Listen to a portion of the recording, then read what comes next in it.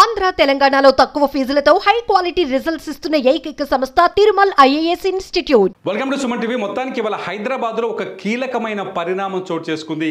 గత వారం రోజులుగా రెండు తెలుగు రాష్ట్రాల్లో తీవ్రమైన చర్చకు దారితీసిన సబ్జెక్ట్ ఇది. సోషల్ మీడియాలో, ముఖ్యంగా సోషల్ మీడియాలో అయితే ఒక వార్ జరుగుతుంది. ఆ సబ్జెక్ట్ ఏదో కాదు, కొండా సురేఖ వర్సెస్ అక్కినేని నాగార్జున. ఏదైతే కొండా సురేఖ పైన సోషల్ మీడియాలో కొందరు పోస్టులు పెట్టడంతో తట్టుకోలేక ఆమె కొన్ని వ్యాఖ్యలు చేశారు. ఆ వ్యాఖ్యలు తెలుగు సినిమా ఇండస్ట్రీలో దుమారాన్ని చెలరిగాయి. అది ముఖ్యంగా అక్కినేని ఫ్యామిలీ పైన ఆ వ్యాఖ్యలు చేశారు కొండా సురేఖ. అక్కినేని నాగార్జున కుమారులు నాగ చైతన్య, సమంతల విడాకుల వ్యవహారం పైన కొండా సురేఖ చేసిన వ్యాఖ్యలు తీవ్రమైన దుమారాన్ని రేపాయి.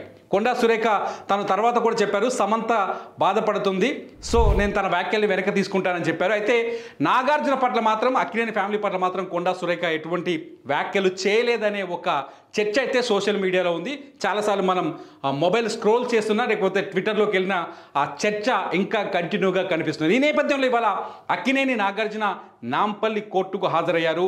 కొండా సురేఖ వ్యాఖ్యలపైన తమ కుటుంబాన్ని అవమానపరిచే విధంగా ఉందంటూ అక్కినేని నాగార్జున కొండా సురేఖ పైన నాంపల్లి కోర్టులో ఒక పిటిషన్ వేశారు. 100 కోట్లకు ఆయన పరువు నష్టం దావా వేశారు. ఎందుకంటే అక్కినేని ఫ్యామిలీ ఎప్పటి నుంచో సినిమా ఇండస్ట్రీలో ఉంది. అక్కినేని నాగేశ్వరరావు గారి నుంచి సినిమా ఇండస్ట్రీలో ఉన్నారు.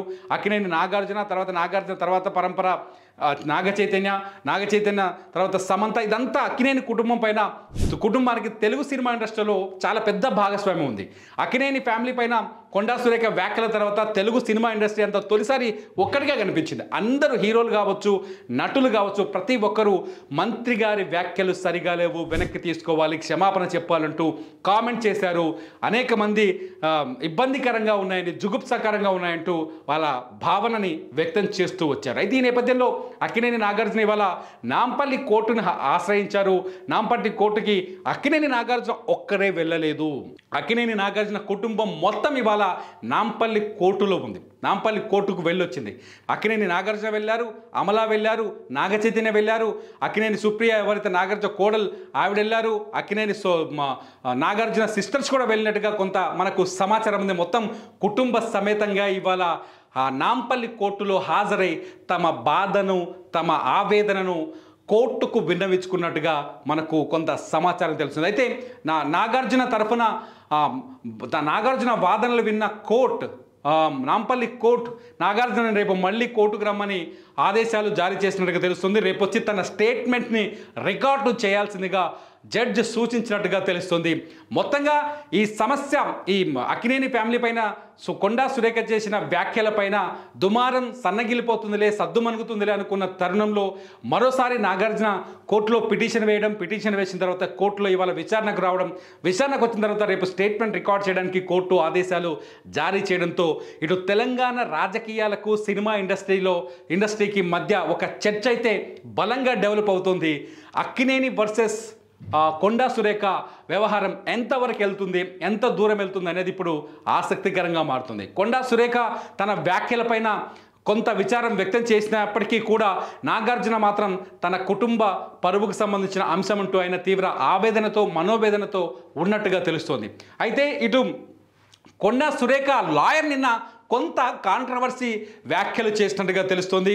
ఎవరైతే నాగార్జునకు మద్దతు ఇస్తున్నారో వాళ్ళందరిపైన కూడా మేము మళ్ళీ చర్యలకు సిద్ధమవుతామని ఆయన నిన్న వ్యాఖ్యలు చేసినట్టుగా సోషల్ మీడియాలో కథనాలు కనిపిస్తున్నాయి. చాలా వెబ్సైట్లు ఈ వార్తను రాశాయి, కనిపిస్తుంది చాలా స్పష్టంగా.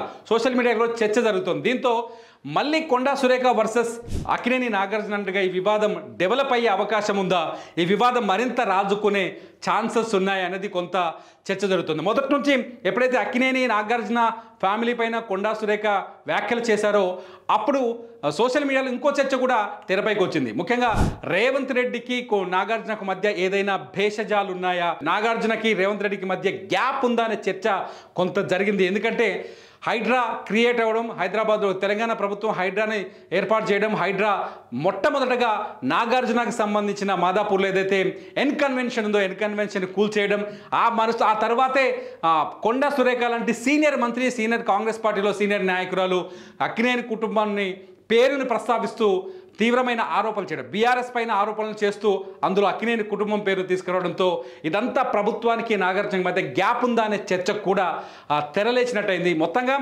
నాగార్జున కొండా సురేఖ వివాదం ఎక్కడికి వెళ్తుంది, ఇంకా ముందుకెళ్తుందా, ఇంకా దుమారం చెలరేగే అవకాశం ఉందా, ఏమైనా టర్న్ తీసుకుంటుందా? ఈ మధ్యలో క్యాబినెట్ విస్తరణ అనే పేరు వచ్చినప్పుడు కొండా సురేఖకి ఛాన్సెస్ తగ్గుతాయా పెరుగుతాయనే చర్చ కూడా జరుగుతుంది. ఇదంతా సోషల్ మీడియాలో జరుగుతున్న అంశం, నేను చూస్తుంది కాదు.